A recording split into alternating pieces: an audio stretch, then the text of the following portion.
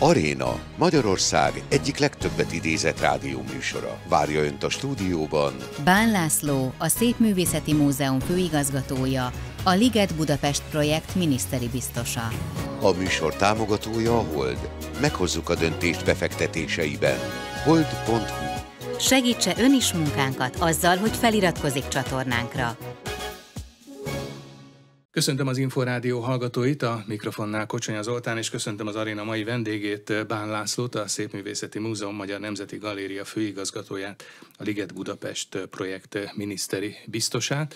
Jó napot kívánok! Jó Köszönöm, napot kívánok, hogy elfogadta meghívásunkat, és a Szépművészeti Múzeum Magyar Nemzeti Galéria idei programjairól beszélgetünk majd, de hát kezdjük azért egy friss hírrel, illetve egy friss bejelentéssel, ami ugyan nem érinti ezt a két múzeumot, de viszont a múzeumokat, a fővárosi múzeumok egy részét igencsak érinti, hiszen egy friss bejelentés és friss hír, hogy létrejön egy közgyűjteményi központ 6 intézménnyel, 6 múzeummal, egyfajta múzeumi közgyűjteményi holding. Mit is jelenthet ez? Ez lehet a jövő útja a múzeumi működés tekintve? Azt, hogy ezt az állami intézményrendszert, belül a múzeumi intézményrendszert milyen módon tartja optimálisan üzemeltetni a fenntartó, éppen a minisztérium vagy a kormány, ez nyilván időidő változhat ebben a stratégia, de az biztos, hogy az integrációnak legyen az bármilyen forma is, lehetnek áldásos előnyei és következményei, ha és amennyiben találni olyan közös pontokat, vagy olyan közös stratégiai célt, amire az intézmények együtt tudnak működni. Ez egy kicsit egyfajta vállalati modellre hasonlít. Ugye Csák János miniszter, amikor bejelentette ezt és erről beszélt, akkor ő kifejezetten egy ütőképes intézményrendszer vízióját vázolta igen, fel. Van is rá modell részben, akár a maga a Szépművészeti és Nemzeti Galéria működése is lehet modell, hiszen itt egy intézményi átszervezésből és integrációt jelentett ez is. Korábban önállóan működő. Ez azért ez egy más modell. Igen, ez egy teljes integráció volt.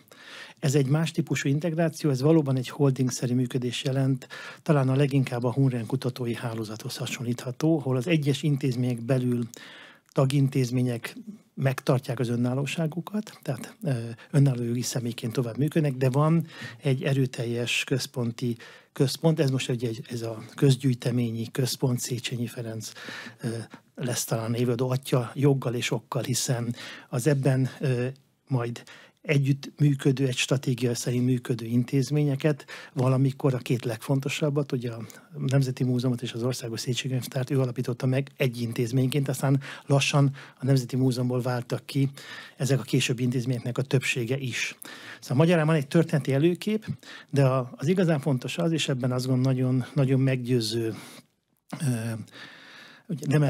Demeter Szilárdnak az érvelése, amely egy olyan világos víziót és olyan izgalmas stratégiát vázolt föl, amely valóban képes keretként működni ezen intézmények javára, és amelyet a mindennapi működésükbe be lehet forgatni. Tehát egy nagyon világos és izgalmas irányt vetett föl, és ez a bizonyos, nevezzük ugye középirányító szerve, egy kicsit ilyen államigazgatási zsargonban, amely igazából minisztériumi hatásköröket vesz át, és egy erőteljesebb, egyértelműbb irányítást, napi irányítást gyakorol, ha céges például beszélünk holding központként, a benne lévő egyes intézmények felé. De megmaradnak az önálló igazgatók vagy főigazgatók, tehát lesz saját életük, szakmai életük, de egy csomó ügyben lehet összhangot és egyfajta flotta-szerű működést. Tehát létrehozni, ami azért, hogy egy irányba hajózni, számos legjobb gyakorlatot megosztani, feladatokat és munkákat, és nyilván napi szinten, akár kiállítási szinteken együttműködést, megjelenést a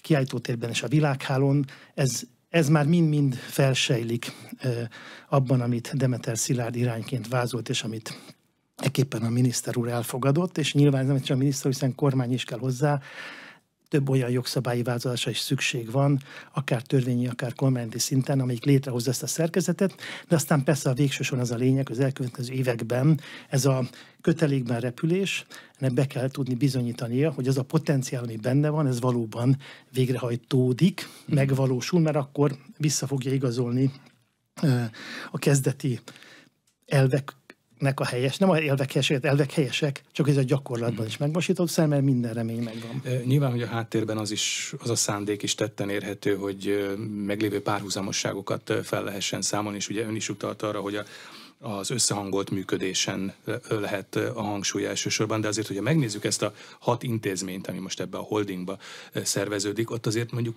számomra nehéz megtalálni a közös nevezőt mondjuk a Petőfi Irodalmi Múzeum és a Természettudományi Múzeum között. A közös itt igazából nem úgy párhuzamosságról, nem ilyen tartalmi vagy múzeológiai gyűjteményi párhuzamosságokról van szó, amelyeket föl kellene számolni. Pont arról van szó inkább, hogy az egységes magyar kultúrának egy szélesebb szeletét tekinteni egynek, és lépjen föl egy megváltozott hazai és nemzetközi környezetben, egy megváltozott kulturális mezőben. A világ hihetetlen nagyon sokat változott, és egyre gyorsabban változik az elmúlt évtizedekben. Az egész digitális világ, hogy hogyan szövi át az életünket és az intézmény működéseket. Tehát egy csomó olyan kihívás érte a hagyományos kulturális intézményrendszert, és lássuk be, ez a specializált múzeumoknak az időszaka is, hogy mindenki a saját gyűjteményének megfelelő fókusszal működik, jól, rosszul, nagyon jól, vagy kevésbé. Ezek mind egyedileg is megítélhetők, de a lényeg az, hogy ez egy olyan terv és olyan ígéret, olyan projekt, egy olyan vízió Szilárd részéről, amik azt mondja, hogy ebben a megváltozott kommunikációs közegben, és egy megváltozott kihívásokban, amely egészen másképp viszonyulnak ma már, főleg a felnövő új generációk mondjuk a közgyűjteményekhez, hogy őket elérjük, és valódi hatást gyakoroljunk, hogy mindig is erre futtatja ki Szilárd, hogy a nemzeti kulturális identitásunknak valóban élő őrei legyenek, és rásul vonzó őrei, vonzó olyan helyei, amelyek bekerülnek a maguk üzeneteivel a mindennapi életébe, nem csak egy művelt szűk rétegnek, hanem valóban szélesen képes közvetíteni a rábízott értékeket a felnövekvő generációk felé, és akár külföld felé is, tehát Európán belül képviselni a magyar nemzeti kultúrát. Ehhez mindenképpen kellenek új eszközök és új irányok. Ez egy lehetséges irány, ígéretes irány, de nagyon nagy munkát jelent a valóra váltás ezeknek az ígéreteknek. Térjünk át akkor a Nemzeti Múzeum, illetve a Holding Közgyűjteményi Központ után a Szépművészeti Múzeumra, illetve a Magyar Nemzeti Galériára. Annál is inkább, mert talán, hogyha kezdjük egy ilyen visszatekintéssel, akkor igencsak erős év volt mindkét múzeum szempontjából a 2023-as év, ugye egy csontvári életmű kiállítás, egy átfogó Gulácsi kiállítás, az év második felében nagyszabású Renoir kiállítás. Mondhatjuk azt, hogy egy kivételes év volt 2023 a két múzeum életében? Mindenképpen mondhatjuk, sőt, kapásból azt válaszolnám, hogy abszolút, csak ha nem előzte meg volna a megelőző év, amelyik ugyanilyen kivételes év volt, hiszen 22-ben egy csúcsévünk volt, 3,1 millió látogatóval, a világ 100 leglátogatottabb múzeumok közé kerültünk, most pedig már 800 000 fölti látogató, nem hittem volna, megmondom őszintén, 22-ben és 23-ban ez felülmúlható. És valóban itt egy olyan sorozat volt ebben az elmúlt 2 évben, amelyben olyan múzeumok kerültünk egy szintre a látogatottságban, mint a New York-i Guggenheim Múzeum. Ez a 22-es adat, gyakorlatilag egymás mellett végeztünk a világranglistán az első 100-ban, és a tavalyi évben majd lassan kijönnek a nemzetközi összehasonlítások, valószínűleg hasonló. És mondjuk itt a közép-kelet-európai régióban, itt, ez meg különösen magas számnak abszolút. Hát itt ugye egyik vezetőintézmény, az Albertina 22-ben ő is mögöttünk végzett. Tehát ez a 3,4 milliós látogatottság egy évben abszolút a közép-európai vezető múzeumok közé emelt minket. De hát egy fantasztikus kiállítási naptár is volt. Ezek mind nagyon sok éves munka van mögöttük. 3, 4, 5, de van, hogy 8-10 év is, mint a Grékonál vagy a Bosnál. Tehát nyilván nem tudni tartani mindig ezt. Azért annyi értelemben ezek kivételes évek. Általában szépművészeti látogatottság egy évben olyan 500 000 körül van. Ez se kevés, ezzel mi Magyarországon. De nem feltétlenül kell, hogy legyen a főigazgatóban egy olyan törekvés, hogy évről évre újabb rekordot érjen nekünk el. Az a fontos, hogy ez is nyilván olyan kiállítás naptárra álljunk el, amelyek mindig izgalmas és fontos témákat visznek a látogató elé, izgalmasan és jól megfogalmazva. Tehát, hogy Mi gyakorlatilag az elmúlt 20 évben folyamatosan vezetjük a magyarországi látogatottsági listákat.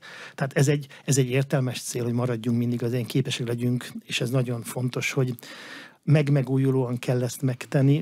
Már nem tudunk ugyanilyen eszközökkel dolgozni, mint 20 évvel ezelőtt, de a legfontosabb, hogy legyen egy konzekvens, világos, sok évre előre tiszta kiállítási tervünk, amely képes, mondom, olyan témákat, olyan fókuszokat bemutatni, amelyek újra és újra visszahívják a látogatókat. A Szépműve, és hát persze a Nemzeti Galériába is, hiszen ahogy az elején is beszéltünk, most már mi egy intézmény működünk, és ott vannak a kisebbek, akit nem felejtenék el. A Hoff Ferenc Ázsiai Művészeti Múzeum egy gyönyörű évet zárt, és nem feltétlenül a számok, a látogatottság, hanem olyan, amelyik az adott intézménynek a súlyát, lehetőségeit jól használja, jól kihasználja. És például a Vajk Péter kiállítás, amelyik az egyik alapító gyűjteményi egysége a múzeumnak rendkívüli érdeklődést váltott ki, messze többét, mint szokványosan szokott, mondjuk ez a pici villa, amit elvárhatunk tőle.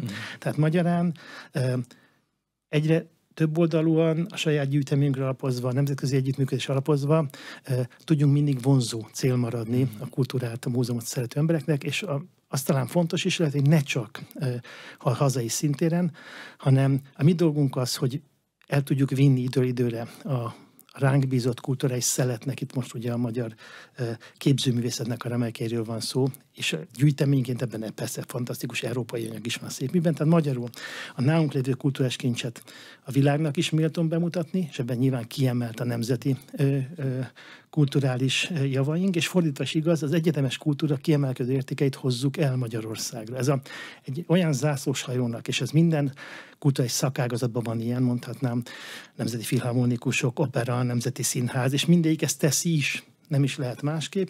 Van egy nemzetközi, a határokon átívelő oda-vissza feladata, elvinni a legjavát annak, amit mi hoztunk létre a magyar nemzeti kultúrának Európába és a világba, és viszont behozni az egyetemes kultúra legjavát idehaza. Ez egy természetes feladat, de ez is egy olyan kívás, ami egy kvázi minimum követelmény, visszautalva, ez nyilván ebben az integrációban is feladat lesz. Tehát ez az egyik, tehát ennek a fantasztikus, gyönyörű épületkomplexumnak, amely a magyar nemzeti kultúra, kellenek lenni tornyainak, kiemelkedő csúcsoknak, és ami nagyon fontos, hogy hogyan jutunk el a lehető legszélesebb rétegekhez idehaza. Ebbe nem csak számosságot jelent, hanem ezeknek a rétegnek a sokféleségét, hiszen vannak számos szempontból hátrányos helyzetű rétegek, akik önhibájukon kívül nem igen, vagy nem gyakran, vagy egyáltalán nem jutnak el kulturális intézményekbe. Ez lehet szociális hátrány, vagy éppen más típusú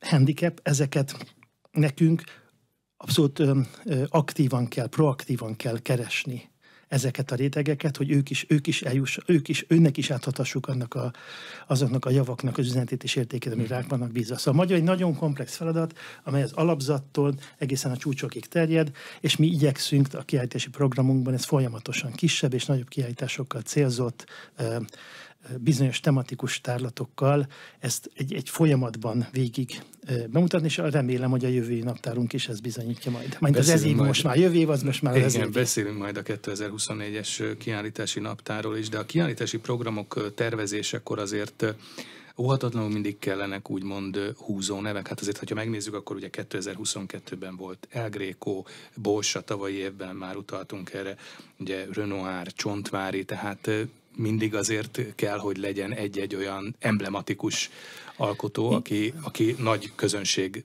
számot vonz be. Valóban, tehát a nagy múzeumai, a szépművészetében, a galériában, de a kisebbekben is fontos az, hogy mindig legyen, amelyik annak az intézménynek a sajátosságai szerint az ott lévő anyagnak, ott gyűjtött anyagnak a természet szerint izgalmas és vonzó tematikát tudja mutatni, valóban legyenek húzó kiállítások. Ez azt jelenti, minden kiállításnak 100-es, 200-esnek lennie, de azért az sem árt, ha azok vannak minden évben néhány belőlük.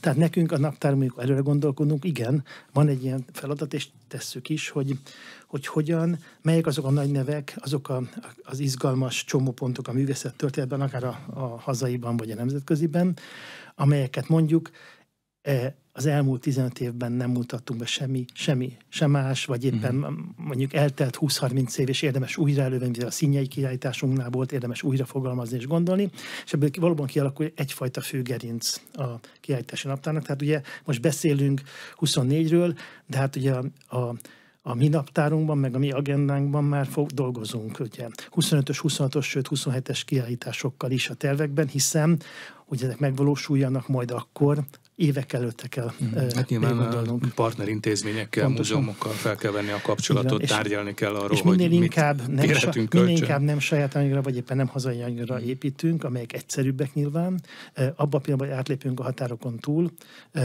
már ez valóban nagyon hosszú időigényes és nagyon fáradtságos munka sokszor, de hazaiban is, tehát hogyha valóban izgalmas új kutatásokkal, új eredményeket akarunk létrehozni egy adott témában, vagy kevésbé ismert területet hozunk el kiállításra, azok jelentős szakmai kutatásokat és tudományos kutatásokat is kívánnak, és ezt sem lehet megspórolni. Különben nem lesz az a minőség, amiből igazán izgalmas, tartalmas és sokrétegű kiállítás. Átnéztem most itt a két múzeum, a Szépművészeti és a Nemzeti Galéria idei kiállítási programtervét.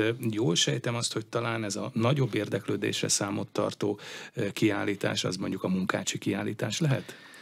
Igen, biztos, hogy ugye ez a Csontvári tárlat is bebizonyította, hogy a nagy klasszikusainkhoz érdemes időre visszafordulni egyfajta hát ez lehet mondjuk a húzónév, amiről beszéltünk. Igen, az egyik biztos, hiszen ahogy egyébként ugye a Csontvári kiállítás is egy évfordulóhoz kapcsolódott, egy születésnapnak a kerek évfordulóhoz. Ugyanez van most Munkácsinál is. Munkácsi ugye ebben az évben 108 éve született, jövőre 125 év, vagy meghalt. Tehát van egy ami alkalmat. Munkácsi 180, ez a kiállítás. Munkácsi 180, tehát, de szeretnénk olyasmit nyújtani, amely eddig még nem, tehát olyan műveket elhozni például Amerikából, amik soha nem jártak még idehaza. Tehát egy pár olyan megközelítési rétegeket is betenni kiállításba, ami például ez az egész fantasztikus, ez a világsiker, amelyet ez nem vagyunk elkényeztetve olyan sztárokkal a képzőművészetben, mint például a fotográfiában, akik valóban világhírűvé váltak. Munkácsi a maga idejében az egyik, hanem a legkeresettebb és legjobban kereső kortárs művész volt. De külföldön is rangja van és ismertsége van Munkácsinak? Abszolút.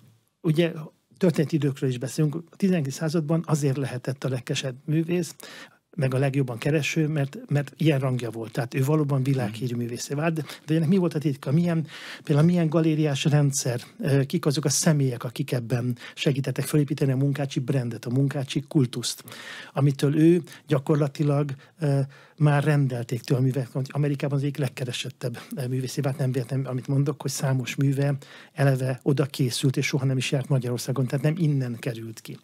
Tehát magyarán igyekszünk néhány olyan kérdésnek is utána járni, amelyek állandóan jelvő. Mi a siker titka? Hogy jön létre a siker? Egy nagyon jó művész, mert vitatlan az volt, de voltak más nagyon jó művészek. Miért ő lett az első? Mi volt a titka? Azért is érdekes, mert talán éppen a Csontvári kiállítás kapcsán beszélgettünk arról, hogy ugye nagyon komoly rangja van Csontvárinak, és nagyon nagy érdeklődés kísérte a Csontvári életmű kiállítást tavaly, de hogy érdekes módon külföldön kevésbé ismert és elismert Csontvári. Ezzel ellentétben Munkácsi viszont igen. Legyünk pontosak, Csontvári praktikusan semennyire nem ismert külföldön. Egy nagyon izgalmas fenomén ez, jelenség, hogy idehaza ő a number one, nyugodtan mondhatjuk, az első számú sztár. Hát rekordösszegekért kelt el. Így van, a műkincspiacának egy pontos visszajelzése, és egyébként is az emberek érdeklődésében, szeretetében, egy szakmai értékelésben. Tehát van egy olyan nemzeti hősünk ebben a képzőművészeti színában, aki idehaza, és ebben nem állunk egyedül, ezt talán akkor beszélgetésben beszélünk, hogy ez egyébként számos nemzeti kultúrában megvan a képzőművészeti szinten, hogy a legismertebb, legkedveltebb festőik nem ismertek nemzetközileg. Munkácsival az a helyzet, hogy ő világhírű, elismert volt, óriási sztár volt a saját korában, de mára ez már nem áll meg. Ez nem Munkácsi múlik, hanem az egész időszak, annak az a festészet, az akkori sztárok, az akkori legkeresettebb festők jó részéről ma már nem tudja a világ, még a művelt közönség egyáltalán létezett. Mert úgy változott a közösségés, hogy mondjuk az impresszionizmus vagy a századforduló modernizmus előtti időszak, az már kikopott a divatból. Tehát amennyire keresett művészek voltak, ezek látszik Munkácsi árakon is. Ha összehasonlítjuk az árait Munkácsinak, az korabeli árait jelen értékre átszámítva, és összevetjük Munkácsi árait a hazai piacon persze sokkal magasabb, mint nemzetközi, de mondjuk valamilyen nemzetközi összevetésben, ott lehet látni, hogy egy óriási hullámvölgy az akkori magasságokhoz képest. És ez nem csak rá igaz, minden akkor rendkívül keresett művészre, mert az a korszak ma nincs divatban. Ez nem jelenti azt, hogy nem jöhet ismét oda. Tehát ezek változnak, hullámoznak. Hát maga Gréco, most volt egy jó pár, talán Gréco kérdésen elmondtuk, hogy ő bizony kiment a divatból a saját korában, és 300 év múlva a modernitás csodálkozik ismét rá. Szóval magyarán egész más lesz, mondjuk attitűdje is más. Csontváry soha nem akart egyedül művet sem eladni, ő nem a jelennek, a jövőnek dolgozott, amikor befejezte az életművét, úgy letett az ecsetet, utolsó 10 évben nem festett. Munkácsi meg egy világsztárrá vált, aki megrendelők sokasságával gyakorlatilag egy festőfejedelmi udvartartása volt Párizsban, a társaságértéki központja volt. Tehát két különböző attitűd, két kiváló magyar tehetség. Nagyon izgalmas lesz szerintem ennek még ott lesz az embereknek az emléke a Csontváry kiállításnak, amikor majd az év vége felé megnyitjuk a Munkácsi emlékiállítást. Saját lehet a kiállításnak a gerince? Ugye tudjuk, hogy vannak emblematikus Munkácsi képek, amik ugye ott vannak iskolai tankönyvekben, közintézmények folyosói reprodukciókban, az Ásító Inastól a Síralomházon keresztül a Köpülasszony. Természetesen a Hájsán Galériának ugye a legerősebb Munkácsi gyűjteménye van a világban. Van nagy jelentős magángyűjtemény, a Pák gyűjtemény, gyakorlatilag a galéria gyűjtemény talán a legjelentősebb gyűjtemény a világban. Ez egy magángyűjtemény, de számíthatunk a kiemelkedő műveire erre a kiállításon. De, mint mondottam, igyekszünk főleg amerikai olyan anyagot hozni, amely sosem Magyarországon, tehát is ki fogja egészíteni ezt a Munkácsi képet. Ez egy hosszú folyamat, vagy egy hosszú tárgyalási, egyeztetési folyamat? Egyáltalán tudható az itt a Szépművészeti Múzeum vezetőjének az irodájában, hogy mondjuk az a Munkácsi kép, amit szeretnének a kiállításon bemutatni, az hol van és kinél Igen, van? Természetesen mondjuk egy ilyen jól feldolgozott életműben ez tudható, hiszen ezek a munkák, ezek már jó ide, ha a közgyűjteményben jó idejbe kerültek, tehát erre minden esélyünk. Tehát tudjuk, hogy hol vannak. Itt fontos az állapot, mert azért az gyakran előfordul, hogy ott van, de mondjuk nincs igazán jó kondícióban, tehát nem utazható, tehát itt sok tárgyalást kell végigfutatni, és mi szeretnénk azért néhány nemzetközi párhuzamot is elhozni, amelyek szinte egy másik feladat. Tehát, ahogy szoktuk, a nagy kiállítás legyen izgalmas, tematikája, hozzunk új rétegeket az adott mester életművének megismerésében. Ez mind jelen lesz, és biztos vagyok benne, hogy az emberek szeretni fogják ezt a tárlatunkat is. Jellemzően egyébként milyen állapotban vannak a Munkácsi képek, mert többször olvastam arról, hogy itt azért nagyon komoly állagmegóvás kell megejteni a Munkácsi képek esetében.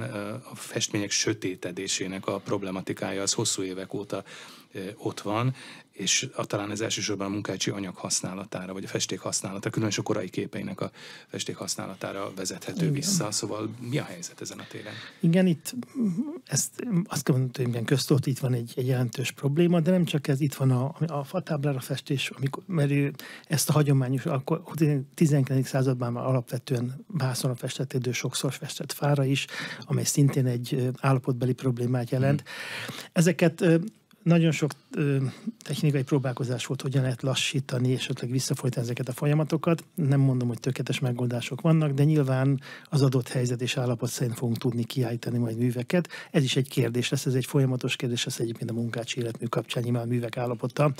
Főleg de a saját gyűjteményben ott lévő Munkácsi képeknél is ez azért folyamatos fejtörést okoz, vagy egy folyamatos munka az állagmegóvása ezeknek a képeknek? És igyekszünk ezeket a kérdéseket, hogy mondjam, megpróbálni folyamatosan kezdeni, de még egyszer nem festhettünk újra képeket, ez nagyon fontos. Tehát ha vannak olyan dolgok, amit tudomásul kell vennünk, hogy besötéted, és az úgy lesz. Tehát ha ez nem egy szokványos besötétedés, mert pont nem abból fakad, vagy egy korral való, egy speciális rétegnek a képzés, amit le lehet tisztítani, ezt hívjuk tisztításnak, akkor ott van egy határ, amelyik be lehet avatkozni ezekbe a folyamatokba. Már elhangzott, igaz, ez egy későbbi időpont lesz, majd november végén nyílik csak, vagy novemberben nyílik a Munkácsi 180 kiállítás, de vannak, hát természetesen vannak korábbi időpontban kiállítások. Rögtön rögtön itt van április elején a Bartók tavasz keretében a Magyar Fotóművészek Amerikában című tárlat, és ezt azért is hozom szóba, mert különösen érdekes, hogy közben épp a napokban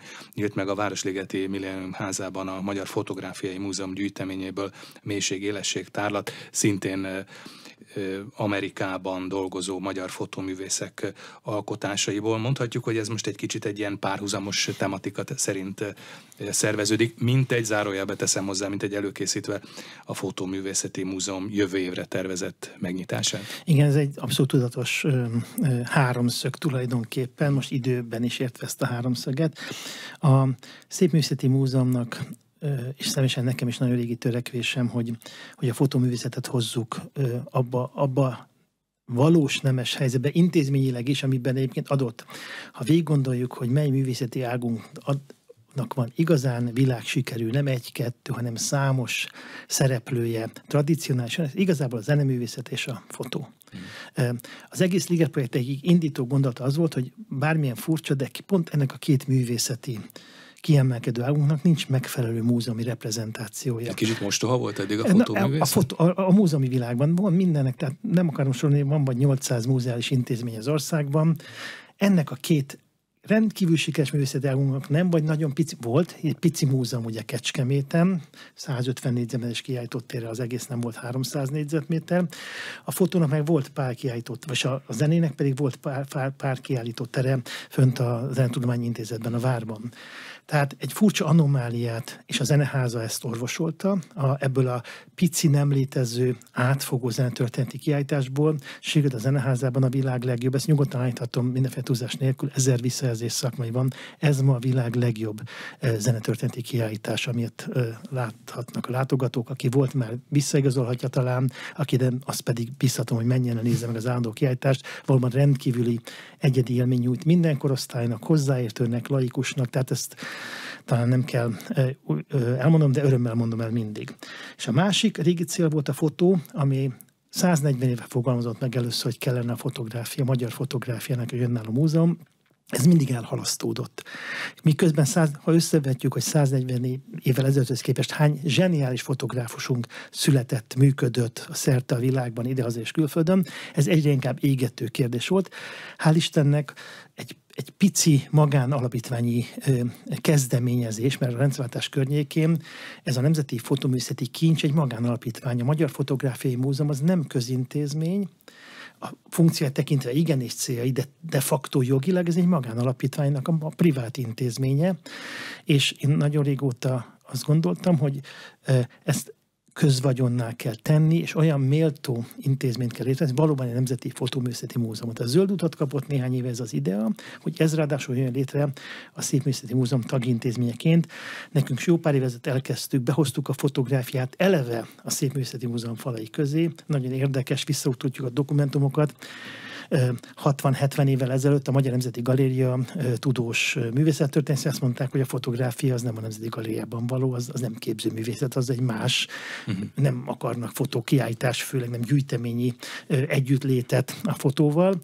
Hál' Istennek ez a hozzáállás attitűd megváltozott, a Szépmű is már nagyon sok sikeres, vagy több sikeres nagy fotókiállítást csinált, és a mostani együttállás, ez egy tudatos tervezet. Tehát, hogy a Ligetben, a Városligetben a Millennium Házában, a Neo Kortárs Művészeti Térben a Magyar Fotográfiai Múzeum kincseinek legjava mutatkozik be. Ezt úgy időzítettük, hogy egybeérjen ezzel az amerikai magyar fotoművészeti kiállítással, hiszen számtalan, vagy számos, bár álltunk eddig jó pár nem ismert név Amerikában, és kiváló fotoművészünk Amerikában vált sikeressé, második hazájává vált. Ez a kiállítás egyszerre fog jelen lenni a Ligetben, és bizony a Ligetbe, hál' Istennek, ezt miniszter úr nemrég jelentette be, sikerült egy olyan méltó ingatlan találni, Klösz György, ugye a fantasztikus nemzetközi és kiemelkedő városfotósunknak az egykori villáját, műhelyét a Városligeti Fasor végén. Ez átépítésre került, azt kell mondom, hogy szerencsésen, mert egy olyan óriási épület nőtt ott a homlokzati falak mögé, amely ma most már több mint 3000 négyzetméteres, és valóban egy kiváló múzeumnak ad lehetőséget. Van munka vele, jövő évig meg tudjuk nyitni, de ez a mai együttállás a Szépművészeti Múzeumban és majd a Millennium Házában, ez mintegy megerőlegezi ezt a Ligetbe való megérkezést. Ez kapcsolódik egyúttal a Liget projekthez, vagy a Liget projektnek része? Ez a Liget projekt részeim már, tehát a Liget projekt, hiszen az volt a cél kezdettől fogva, hogy a fotográfia legyen valahogy jelen a Liget projektben. Voltak is tervek először, de aztán a Néprajzi Múzeum került abba a pozícióba, ahol lett volna, hogy az Építészet és Fotomúzeumra emlékezzünk vissza. Az építészet itt ugyanúgy a Városligeti Fasorban, ugye most a Magyar Művészeti Akadémia égisz alatt létre fog jönni, sikeres tervpályázat született, kiváló győztes terve, néhány éven belül az is megvalósulhat, és ez a bizonyos Klösszvilla, ez a Városligeti Fasor legvégén van, gyakorlatilag fél perc sétára közvetlenül a Néprajzi Múzeum épületén, tehát az az együttállás, hogy magyar fotográfia, néprajz, magyar zene, és a végén majd a Új Nemzeti Galéria egy tengelyen jelenjen meg, ez praktikusan meg tud valósulni, tehát gyakorlatilag hazatért most már végre a Ligetbe a magyar fotográfia, ott lesz a Nemzeti Fotoművészeti Múzeum, és a Szépművészeti Múzeum szervezeti rendszerében ez is egy integrált intézmény lesz, most kicsit visszatérünk a beszélgetés elejére, és ezzel a magyar képzőművészetnek gyakorlatilag a szívébe kerül be a fotoművészet is. Szépművészeti Múzeum, Nemzeti Galéria és a Nemzeti Fotoművészeti Múzeum egy intézményen belül fog működni és dolgozni. Itt fotoművészeti gyűjteményt tekintve azért egy óriási kincs lehet. Azt olvasom, hogy a Magyar Fotográfiai Múzeum gyűjtemény az ilyen 700 000 darabra tehető, és ez az új kiállítótér itt a Klösszvillában, ami majd elkészül jövő év végére, ez 3000 négyzetméternyi terület lesz. Ez az összterület, az kiállítóterekből kevesebb, de... Tehát akkor itt is azért szelektálni kell még. Hát természetesen. Ez egy óriási anyag. De kell is, hiszen a fotó egy olyan anyag, tehát itt még egyszer Kecskeméten ma 150 négyzetméter kiállítótér van, itt egy olyan ugrás lesz, nagyságrendi ugrás a kiállítóterekben, nem is egyben lesz állandó kiállítótér, időszaki kiállítóterek. Szóval a fotó szemben mondjuk a festményekkel, vagy szinte bármilyen más műtárgyal, mivel papír alapú, ilyen a fotó és a rajzok is, meg a metszetek, nem állíthatók ki állandóra, hagyományos értelemben. Ezeket cserélni kell. Tehát magyarán egy fotoművészeti anyagból nagyon is kell, hogy nagy gazdagság legyen, mert az állandó kiállítást az folyamatosan változik Isten igazából belül, mert egy bizonyos idő után, most ez mekkora idő, ezen mindig van bizonyos szakmai, ez egy kérdés, de néhány hónap, fél évben belül cserélni kell a műveket.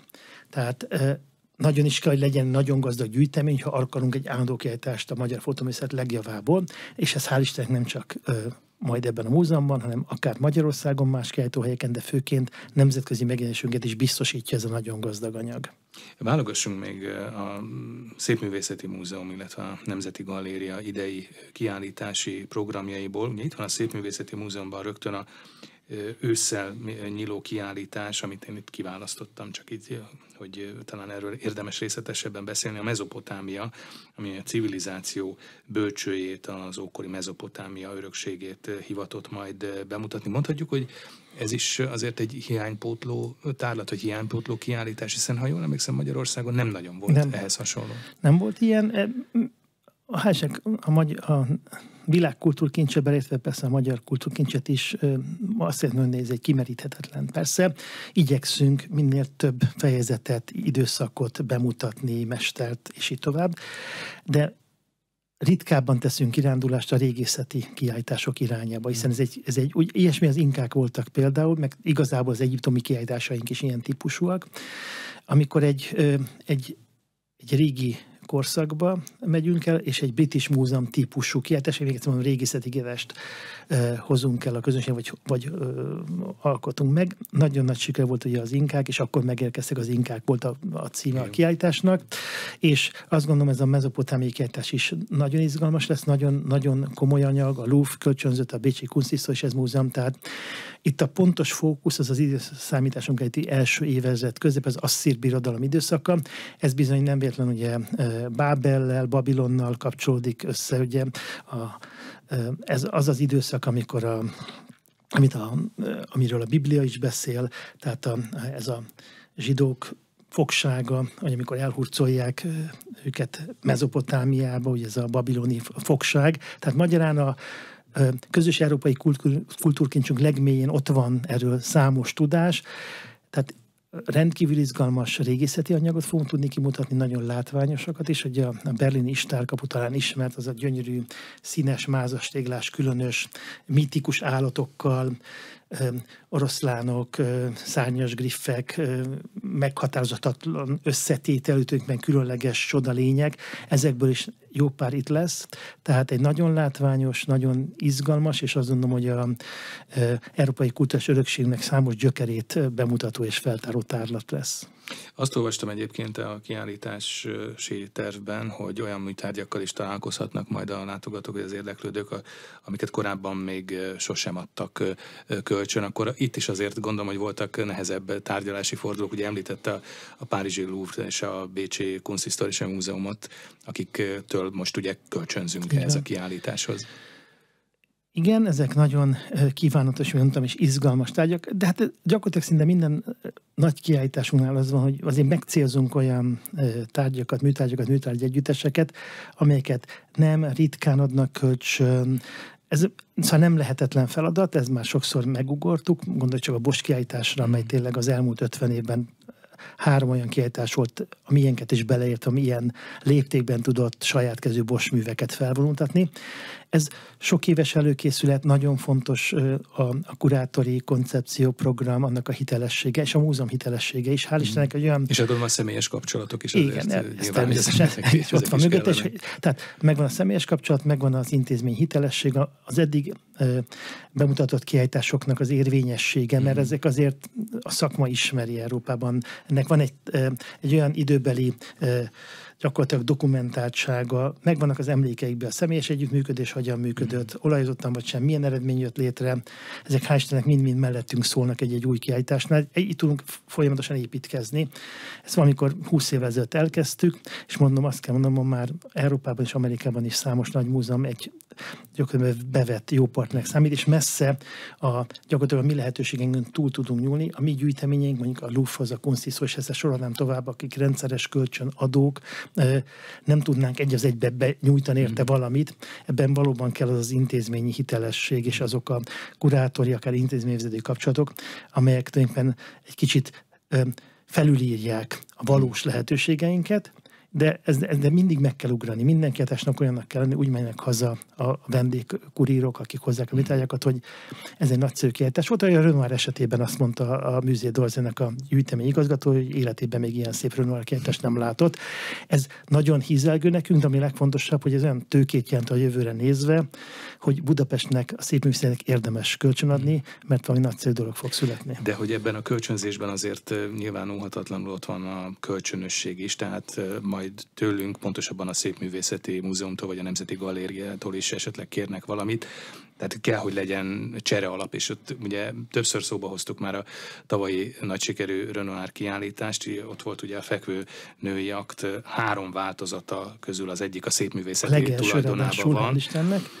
Tehát ez például egy komoly csere alap, ha valahol ezt a 3 képet együtt szeretnék majd kiállítani, ahogy ez például megtörtént a budapesti Renoir kiállításon. Így van, és ez már benne van a Musée d'Orsay-val való beszélgetésünk, és hogy megállapodásainkban, hogy néhány éven belül lesz egy olyan kiállítás a d'Orsay-ban, ahol szerették volna természetesen, és szeretnék a jövőben is ezt a saját képünket látni, de azt kell mondanom, ez teljesen természetes, és itt is látni az arányokat. Mi ezt egy Renoir tudjuk adni a kiállításhoz. A d'Orsay-tól megkaptunk 20 maláj Renoirt, tehát ez nem egy az egyes csere, ez amit ehhez kell, ehhez a felülíráshoz, mert normális esetben adtok egy Renoirt, mi is adunk egy Renoirt, na egyefene 2, de nem 20-at. Tehát, hogy legyen mögötte az a hitelesség, amitől valóban 20 Renoirt kapunk egyért cserében, mert ez nem igazi csere, azért ezt érzékeljük. Ebben egy nagyon nagy, erős nagyvonulság van, amiért meg kellett dolgozni, és folyamatosan meg kell a jövőben is.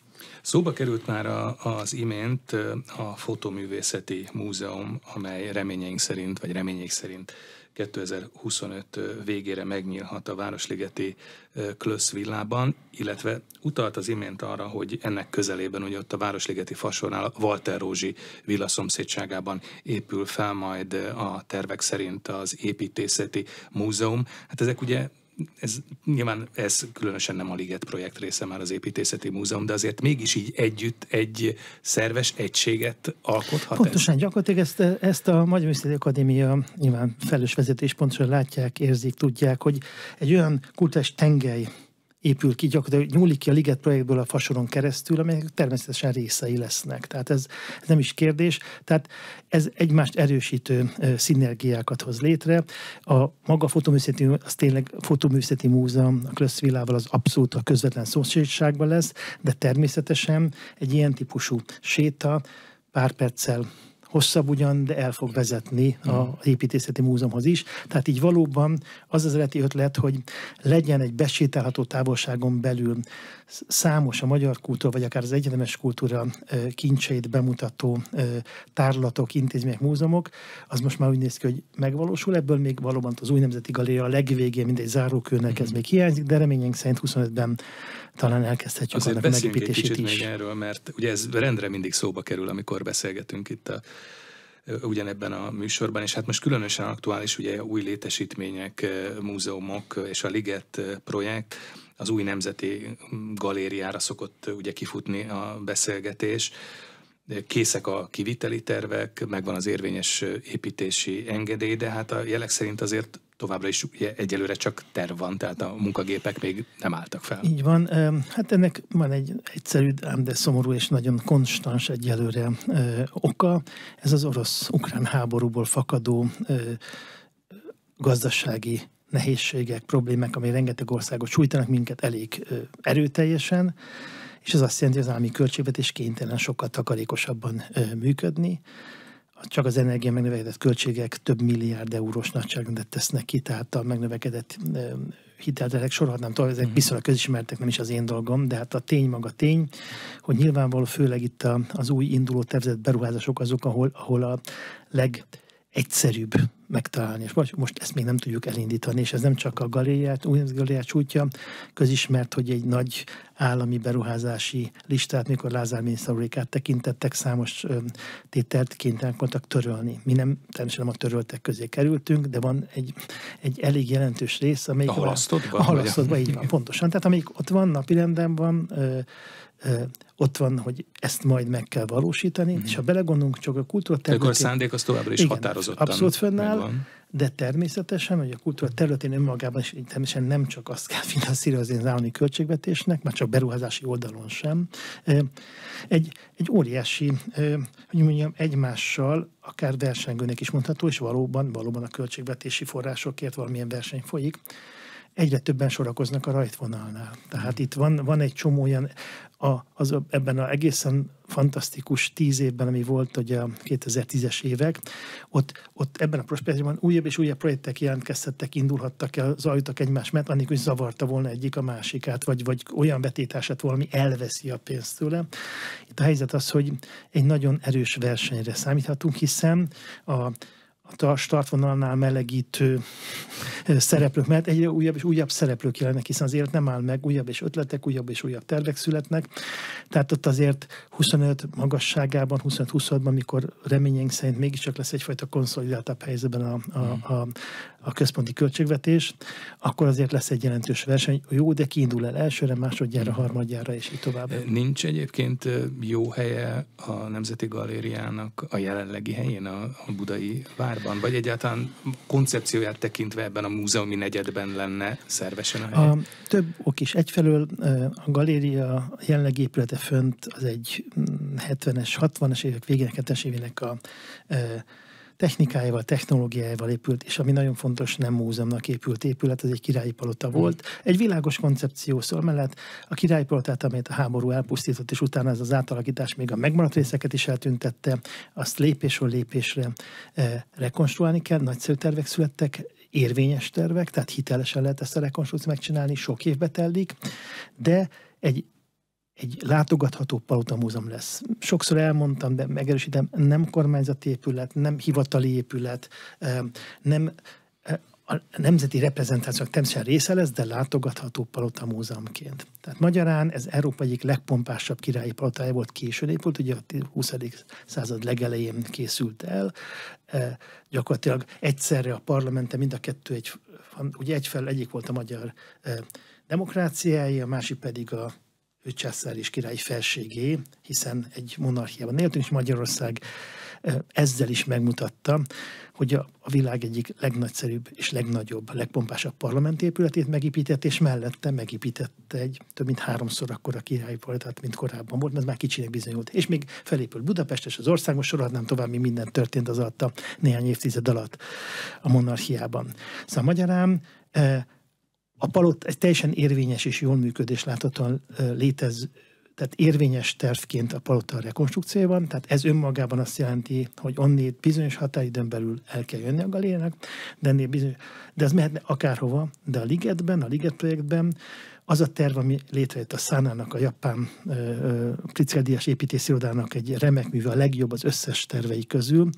Ez egy világszínvonalú kortárs épületet hoz létre a Ligetben, amelyik átüti azt az üvegplafont, ami nemzetközileg még itt van fölöttünk, ez lesz Európa a legizgalmasabb és legkomplexebb kultúrás negyede, de ott kell egy zászlóshajó, aminek művészeti múzeumnak kell lennie, mert annak van a legnagyobb vonzereje, és egy világszínvonalú épületnek kell lennie vonzerőnek, amit az még csak jó hozzátesz, hogy másik világhírű építészek is tervezték. Ez mind adott, tehát magyarán, ha ez meg lesz, akkor nem egy ilyen beképzelt mondatként, amit csak mi gondolunk róla, hogy ez lesz Európa legkomplexebb és legizgalmasabb kultúrás negyed. Ez ugyanolyan faktum lesz, mint hogy most a Zeneháza a világ legjobb zenetörténeti múzeuma, és ez és építészetileg sem.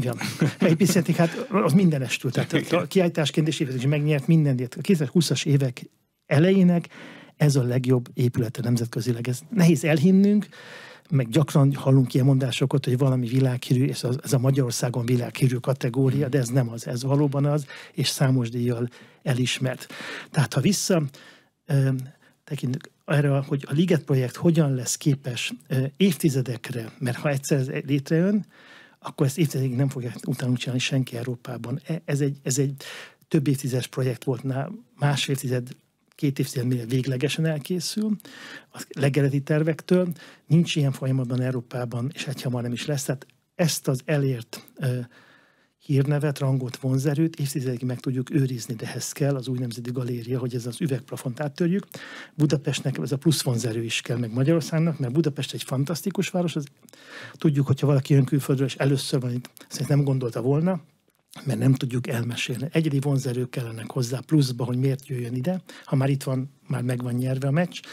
De a lényeg az, hogy ide csalogassuk, egy ilyen kiemelt vonzerő tud lenni, hogy itt van ez a bizonyos kultúrás negyed, ami ráadásul egy nagyon speciális csoportban azok a néhány napos városlátogatások nagyon széles és piacán tud egy piacvezető pozíciót teremteni Budapestnek, ami ráadásul a családdal együtt megy. Amikor viszik a néhány már érdeklődő, mondjuk 6-8-10 éves gyerektől, amíg családba utazik, tehát egy olyan helyeket keresnek, ahol mindenki jól érzi magát a családban, ahol a gyereknek is jut valami, és a felnőtteknek is, és a kultúrás negyedek, ha kellően komplex, mint például a miénk, és ilyen nincs több Európában, még egyszer mondom, ilyen nem lesz, azok azt a döntés, hogy nagyon a következő hónapban egy hosszú hétvégét hol töltsünk el, a sok-sok versengő és sorban álló európai növás között lesz egy olyan egyéni vonzerőnk, amiben mi leszünk a legjobbak. És ez egy több 10 milliós piacot és folyamatosan létező piacotban hirtelen lesz egyszerre egy piacvezető vonzerőnk Magyarországon. Köszönöm szépen a beszélgetést. Az elmúlt órában Bán László, a Szépművészeti Múzeum Magyar Nemzeti Galéria főigazgatója, a Liget Budapest projekt miniszteri biztosa volt a vendégünk itt az arénában. A műsor elkészítésében Módos Márton főszerkesztő vett részt. Én Kocsonya Zoltán voltam. Köszönöm, hogy velünk tartottak. A műsor támogatója a Hold. Nem csak vagyont, kockázatot is kezelünk 1994 óta.